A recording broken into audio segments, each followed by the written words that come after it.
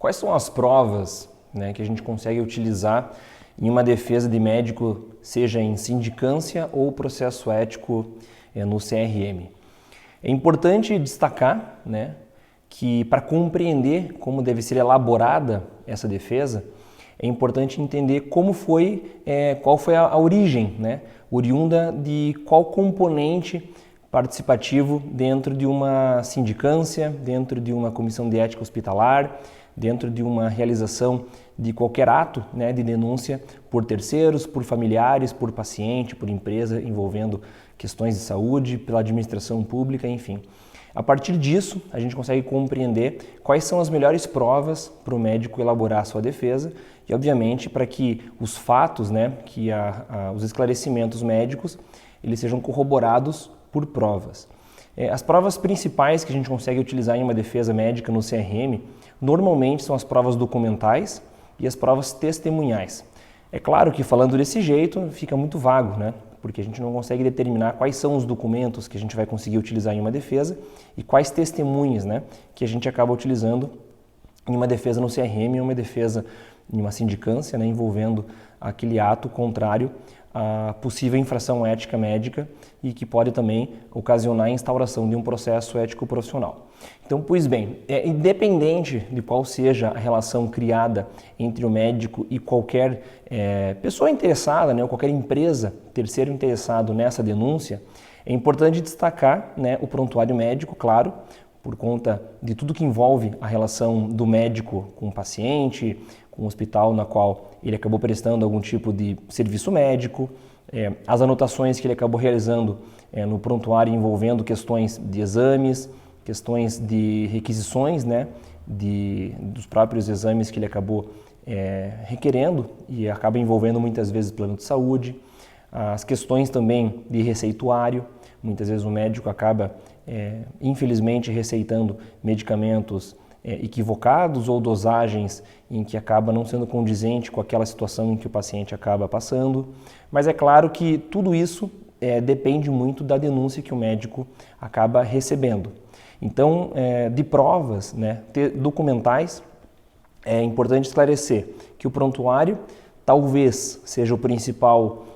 ponto de partida para que sejam apresentadas, né, ali todas as argumentações do médico com relação à denúncia, né, para que ele consiga elaborar melhor a sua defesa. E junto com toda essa questão envolvendo o prontuário, termo de consentimento informado, exames, e aí a gente consegue, hoje, né, com a tecnologia, principalmente com a telemedicina, gravações. Muito se questiona com relação às gravações de consultas, né, por conta do próprio paciente com relação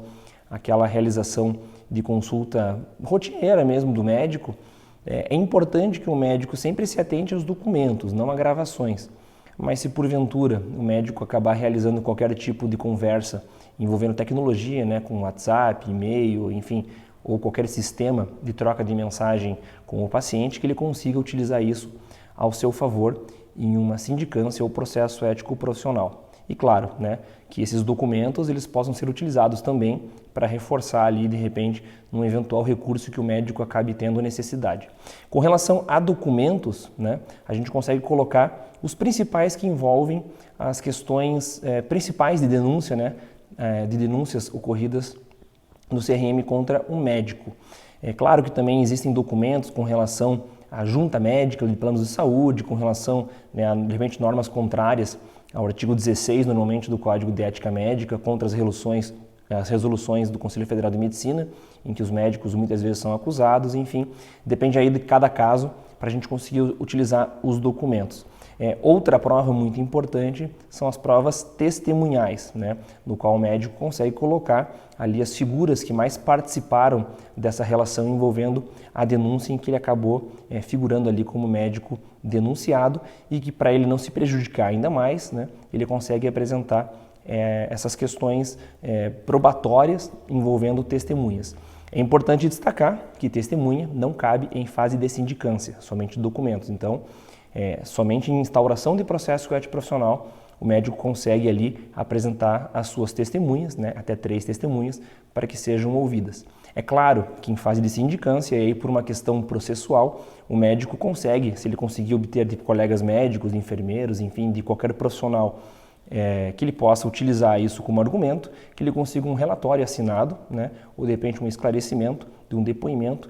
formal por escrito, que ele consiga juntar isso, porque o médico em depoimento pessoal, ele já consegue apresentar isso também no próprio processo ético se instaurado, né? Então, normalmente os médicos, por esclarecimentos, ele apresenta na sindicância a sua defesa, né? Formal, com todos os requisitos jurídicos, com toda a formalidade que se exige e apresentando também, claro, tudo aquilo que envolve possíveis testemunhas que poderiam ser utilizadas em um processo ético profissional. Com relação à parte de instauração de processo ético, aí sim, no CRM, o médico pode prestar o seu depoimento, né? Assim como as testemunhas também são ouvidas pelo CRM. Mas em fase de sindicância, para se antecipar tudo isso, o próprio médico, na sua defesa em sindicância, relata isso e consegue também das suas testemunhas, já que elas não podem ser ouvidas no CRM, um relatório para que elas consigam ali reforçar a defesa do médico. Existem várias possibilidades, várias situações em que o médico pode apresentar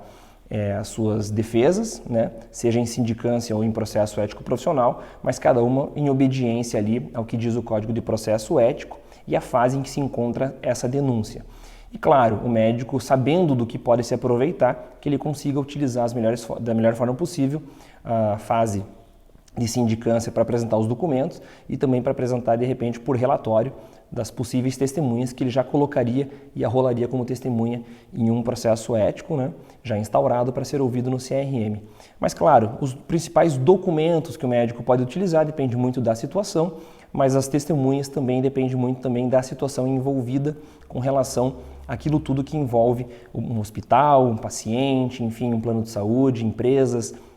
com relação a colegas médicos. A gente tem que adaptar e entender como é que funciona melhor uma denúncia, uma sindicância, um processo ético profissional, para a gente conseguir ali adequar com relação à situação a melhor prova para ser apresentada. Mas normalmente as principais provas são as documentais e testemunhais, assim como o próprio depoimento do médico, e aí dependendo da situação a gente consegue utilizar os melhores argumentos, corroborando sempre ali esses argumentos com as provas que ele consegue utilizar de acordo com cada situação envolvendo a sua denúncia, para, claro, conseguir e objetivar a sua absolvição no CRM.